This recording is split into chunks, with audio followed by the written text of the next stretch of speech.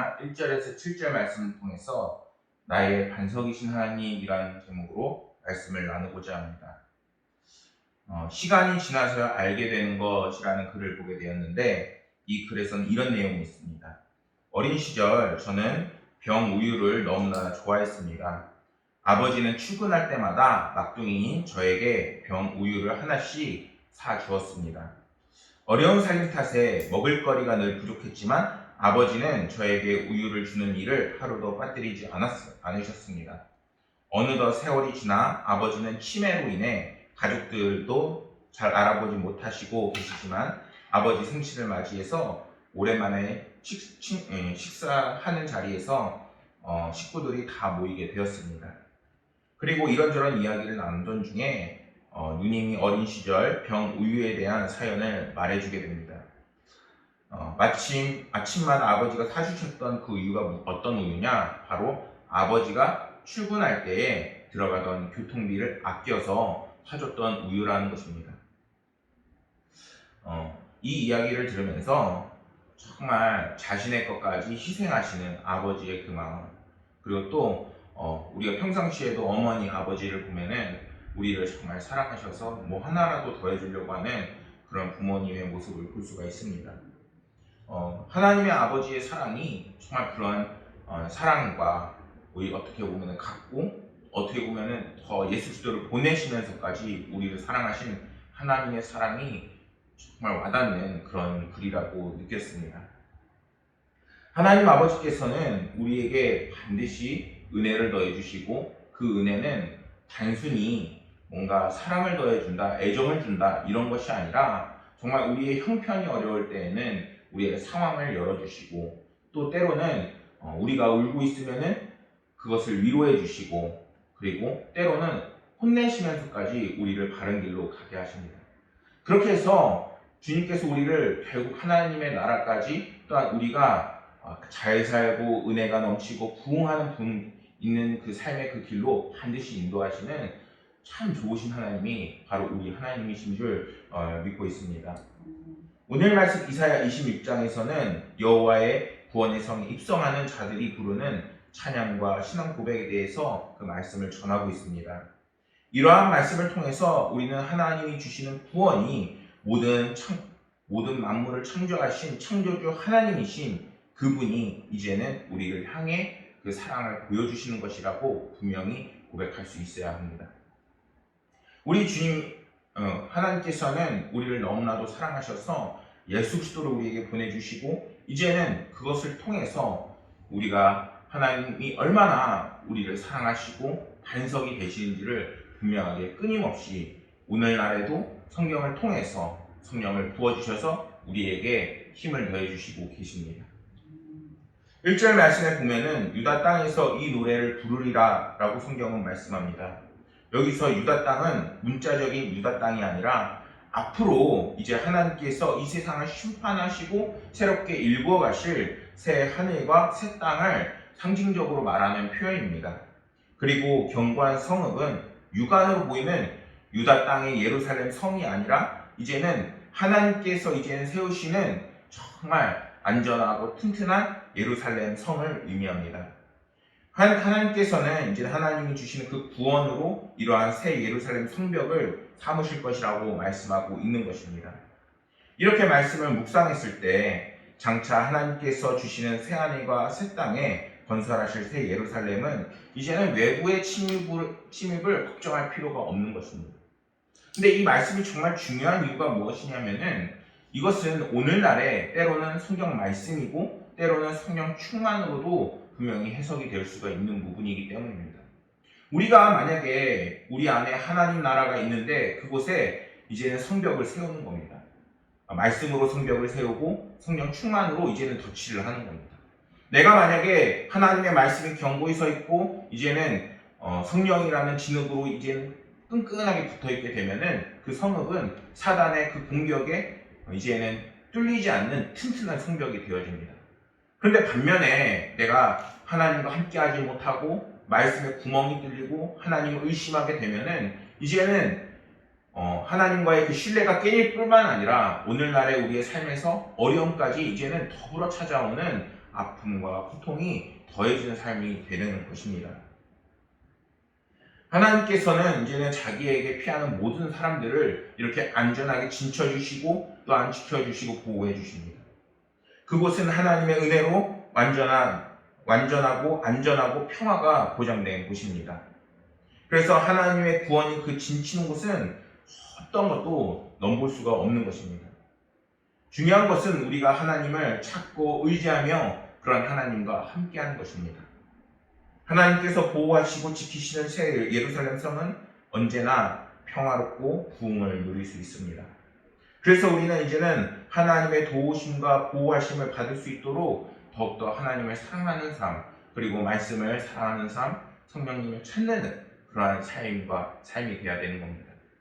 오늘날 많이 더워지고 힘들어지고 있는데 그때마다 우리가 불쾌지수가 막 높아집니다. 그때 짜증내고 화내는 것이 아니라 이제는 하나님께서 나에게 진치시지, 하나님이 진치시는 그 안으로 들어가는 저와 여러분들이 되기를 소망합니다. 오늘 말씀을 전하는 이사야가 활동할 당시에는 이렇게 하나님의 놀라운 구원의 역사가 일어난 적이 있습니다. 언제냐? 바로 열왕기하 19장의 말씀에 히스기야가 통치할 때입니다. 세계를 뒤흔드는 아수르가 이제는 수십만 대군을 이끌고 전 세계를 막 정복하려고 합니다. 이제는 이스라엘도 예외가 아니에요. 모든 성들이 이제 함락이 되고 이제는 예루살렘 성 하나만 덩그러니 남게 된 상황이었습니다. 당시 예루살렘 성이라고 해서 아수르의 이 침공을 벗어날 수가 없었어요. 그런데 그곳에서는 히스기야라는 하나님께 기도하는 왕이 있었습니다. 아수르가 침공을 하자 유다 모든 성읍에 이제는 그 칼날이 이제는 위험으로 인해 정말 두려움에 떨고 있었습니다.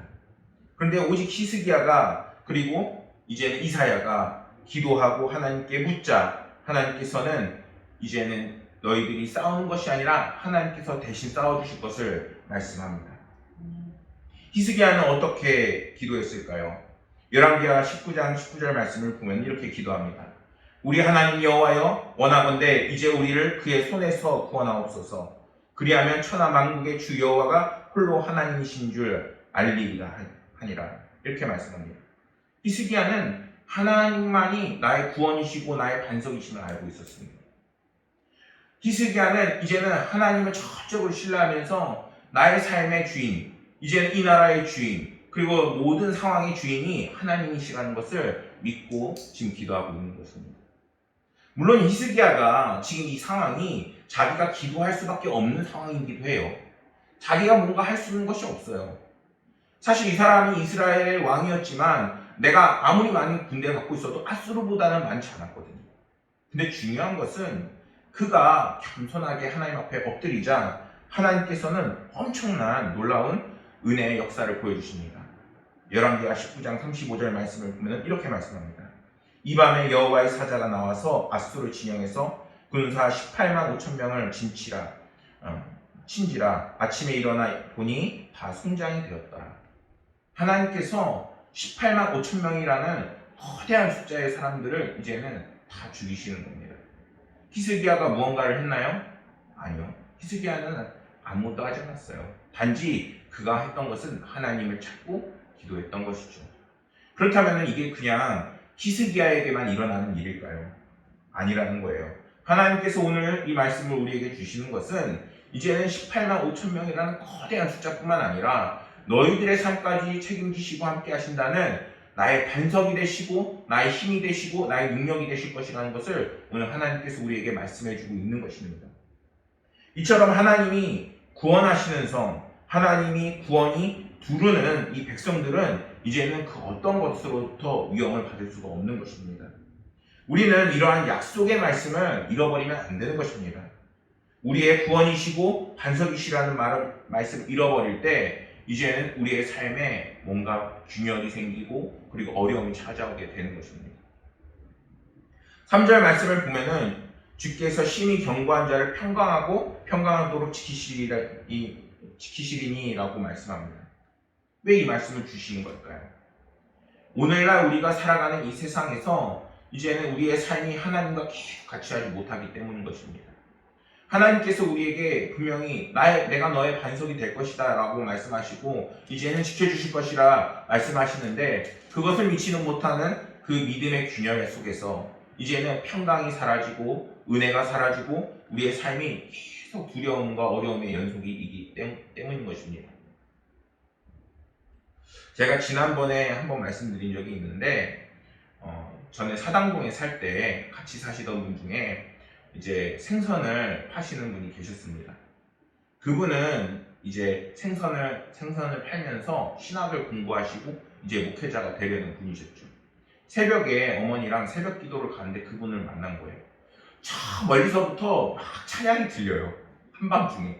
물론 이제 민폐인가 이렇게 생각했는데 생각보다 사람들이 뭐라고 안 하더라고요. 근데 중요한 것은 그렇게 찬양하고 오고 하면서 제가 한번 물은 적이 있어요. 목사님, 이렇게 새벽에 장사도 하시고 예배도 인도하시고 하면은 힘들지 않으십니까? 그랬더니 모든 것이 하나님의 은혜라고 그분이 그렇게 이야기를 하더라고요.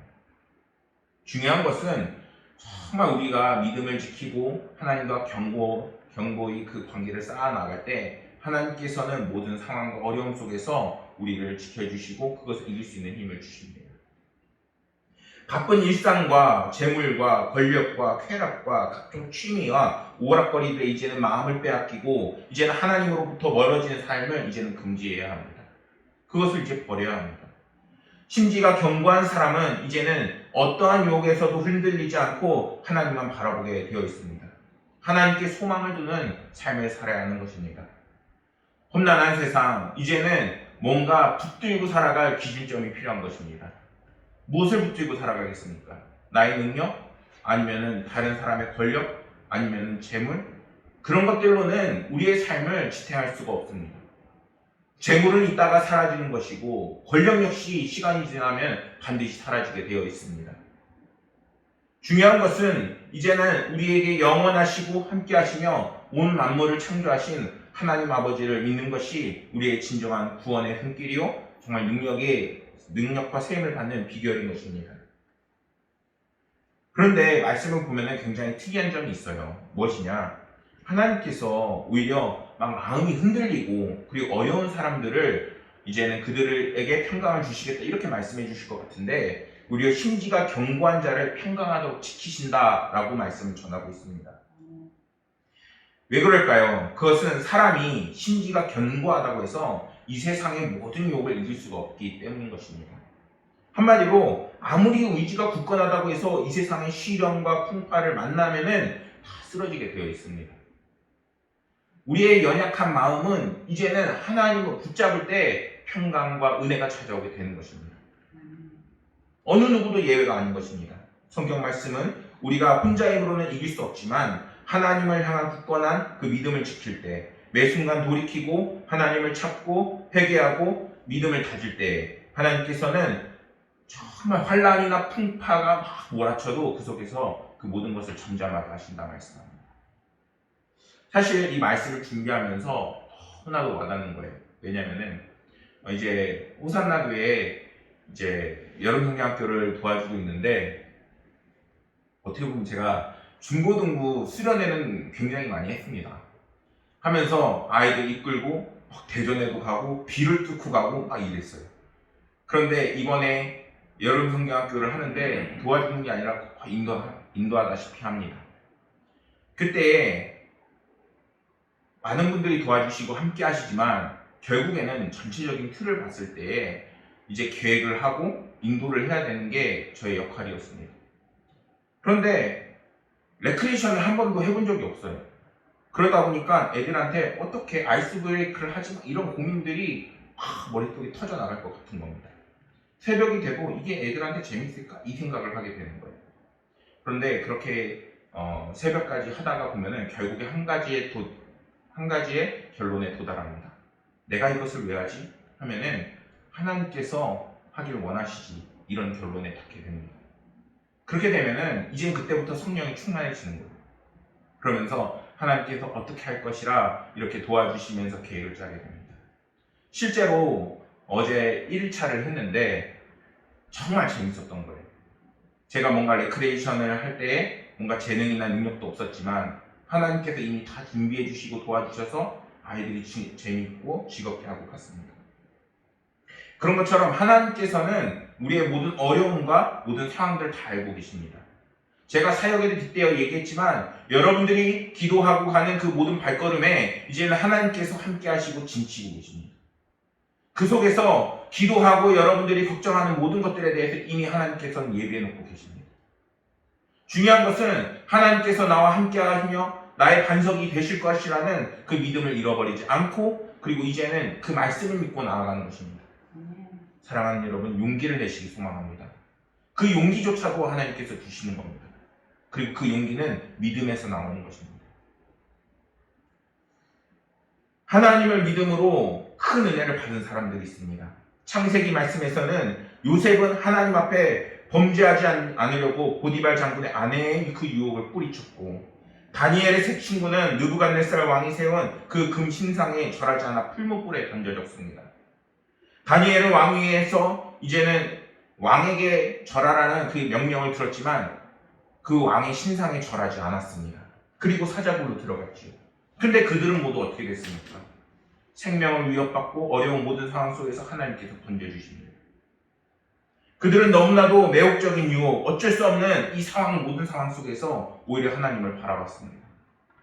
하나님께서는 그 모든 상황 속에서 그들을 붙드심으로 그들을 구원해 내셨습니다. 이제는 모든 상황을 이길 수 있는 힘을 넘어서 이제는 우리를 천국까지 이끄시는 하나님의 놀라운 예비가 이미 우리 삶의 곳곳에 준비되어 있습니다. 그래서 하나님은 이와 같이 심지가 견고한 자들을 이제는 평강하도록 하나님을 찾는 자들을 이제는 이끄신다고 말씀하고 계시는 것입니다. 이 세상은 우리에게 달콤한 유혹을 할 것입니다. 정말 거부할 수 없는 유혹. 그런데 하나님께서는 그 모든 상황 속에서 그것을 다 버리라고 얘기하십니다. 오히려 하나님은 나의 반석이시고 나의 구원이시니 나를 믿고 따라라, 신뢰하라, 이렇게 말씀합니다. 사랑하는 여러분, 하나님을 신뢰하십니까? 그러한 믿음이 여러분들에게 있기를 소망합니다. 우리는 이 같은 유혹과 시련 속에서 하나님이 반석이심을 기억해야 합니다. 우리의 믿음을 굳게 세워나갈 때 하나님께서는 세상이 줄 수 없는 평화와 평강을 더해주신다 말씀하셨습니다. 그래서 이사야 4절 말씀에서는 하나님의 백성들을 향해서 여호와를 영원히 신뢰하라 라고 선포하고 있는 것입니다. 성경에서 반석은 보통 견고함을 상징합니다. 그래서 하나님을 반석이라 찬양하고 하나님께서 하나님의 백성들을 보호자가 되시고 피난처가 되신다고 말씀하시는 것입니다. 또한 이 반석에서는 견고함과 더불어 불변함을 이야기합니다. 그래서 해석해보면 하나님께서 우리를 영원히 그리고 늘 함께 하시며 든든한 배경이 되어주시고 또한 힘과 능력이 되어주신다는 것을 오늘 말씀에서 이야기하고 있는 것입니다. 신뢰하라. 신뢰하라. 하나님은 모든 만물을 창조주시고 이제는 그 능력이 무궁무진하신 분이십니다. 그러나 그러한 간단한 그 말씀조차도 우리는 잊고 살아가고 있습니다. 중요한 것은 이 세상에 영원한 것은 없음에도 불구하고 우리가 세상을 따라 살아나가는 모습이 계속해서 나타난다면 이제는 우리의 신앙을 점검하고 이제는 하나님과 함께 나아가야 되는 돌이켜야 할 때인 것입니다. 그래서 하나님께서는 자기 백성을 찾으시고 그리고 이제는 예배드린 자를 찾으시고 그리고 예배와 함께 성장해 나갈 것을 오늘 말씀하고 계신 것입니다. 국민일보에 초 한자로로 충분했습니다 라는 글이 실렸습니다. 아주 깊은 오지로 선교여행을 간 적이 있는데 다른 건 큰 문제가 아니었는데 씻는 문제가 있었다고 합니다. 사역 때문에 밤늦게 시세가 되는 상황에서 세면장에 무엇이 안 들어왔느냐? 바로 전기가 안 들어왔습니다. 저도 이제 밤에 이제 동네리라는 곳에 가서 청년들이랑 같이 사역을 하다가 불이 안 들어오는 적이 있었는데 너무 깜깜하더라고요. 그렇게 세상이 어둠에 잠기게 되면 아무것도 보이지 않게 됩니다. 온몸은 땀에 젖었기에 씻을 수가 없어서 정말 용기를 내서 움직였는데 그 주변에는 정말 아무것도 없었습니다. 더듬어 겨우 도착했는데 바가지에는 물이 뜨겁고 그리고 씻기에도 너무나도 적었습니다. 비누를 내려놓으려고 다시 찾지만 이것이 또 비누 역시 찾을 수가 없었습니다. 대충 물만 묻히는 정도로 감사하다고 생각을 했는데 그건 역시 안 되는 너무나도 어려운 상황이 된 것입니다. 그런데 그 모든 문제를 해결하는 상황이 펼쳐집니다. 어떤 것이냐? 어떤 분이 초 한 자루를 꺼낸 것입니다. 그 캄캄한 어둠 속에서 초 한 자루를 켜니까 씻을 수도 있고 방향도 잡고 그리고 모든 것을 할 수 있었다는 것입니다. 우리의 삶의 모든 문제의 연속 속에서 우리는 나아가야 할 길을 잃어버릴 때가 너무나도 많습니다. 그런데 오늘 말씀에서 주님께서는 오히려 나를 붙잡으라, 그리고 내가 너의 반석이 되고 내가 너의 구원이 되실 것이라 말씀합니다. 사랑하는 여러분, 우리는 그리스도인으로서 하나님의 능력과 영원하심을 믿기를 소망합니다. 우리의 모든 것을 하나님께 맡기며 겸손하게 하나님 앞에 나아갈 때에 이제는 하나님께서 우리의 모든 어려움들을 책임져 주시고 도와주시게 되어 있습니다. 나의 반석이신 하나님, 이제는 그러한 하나님을 의지함으로 모든 상황 승리하시는 여러분들이 되기를 소망합니다.